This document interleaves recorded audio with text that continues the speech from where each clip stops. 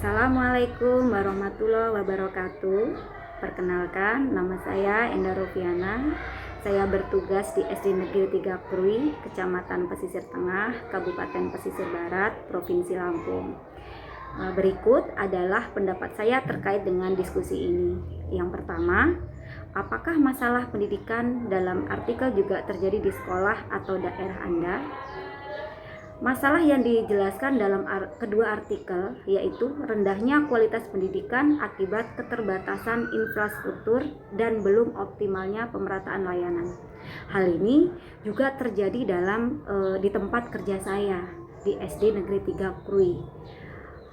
Ada persamaan dan perbedaannya. Persamaannya yaitu di sekolah kami juga menghadapi keterbatasan sarana pembelajaran, khususnya fasilitas literasi dan numerasi seperti ruang baca dan bahan ajar yang kontekstual.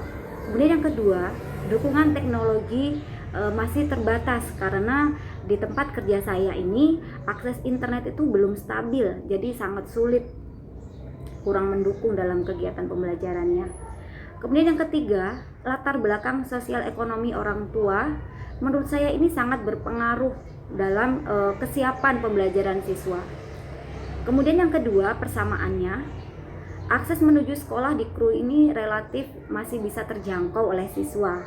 Jadi menurut saya masalah utama di sekolah kami ini bukan sekedar akses fisik menuju sekolah, melainkan lebih kepada kualitas layanan pendidikan yang diterima oleh siswa, termasuk kompetensi guru dalam mengintegrasikan literasi dan numerasi dalam pembelajaran sehari-hari.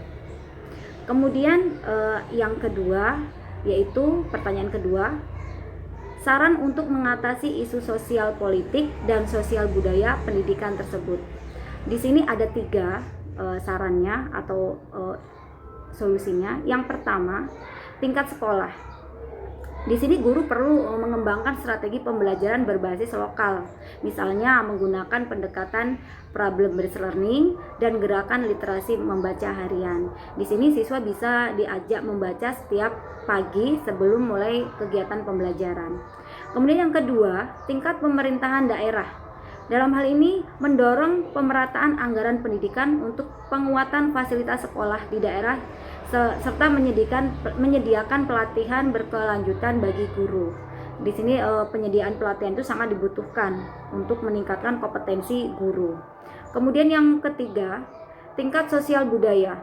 Masyarakat atau orang tua perlu dilibatkan dalam program literasi berbasis komunitas dan pembiasaan belajar di rumah. Jadi di sini orang tua kemudian pihak sekolah ini harus bekerja sama untuk menanamkan kebiasaan mereka belajar di rumah. Kemudian gotong royong lokal dapat menjadi solusi sederhana untuk melengkapi fasilitas dasar yang belum tersedia di sekolah.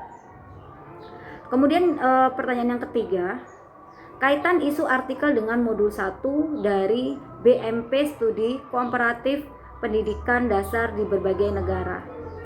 Isi kedua artikel selaras dengan modul 1 yang menekankan bahwa keberhasilan pendidikan tidak hanya ditentukan oleh kurikulum atau metode mengajar, tetapi juga dipengaruhi oleh faktor sosial politik seperti kebijakan, pemerataan anggaran, pembangunan infrastruktur. Kemudian selain itu, faktor sosial budaya juga berpengaruh, seperti dukungan keluarga, kebiasaan masyarakat, kemudian nilai lokal. Dalam artikel pertama, di situ menjelaskan pengembangan kualitas pendidikan. Di situ menekankan pentingnya pendidikan berkelanjutan sebagai program jangka panjang. Kemudian artikel kedua menyoroti pentingnya pembangunan infrastruktur dalam membuka akses dan meningkatkan kualitas di daerah pedesaan.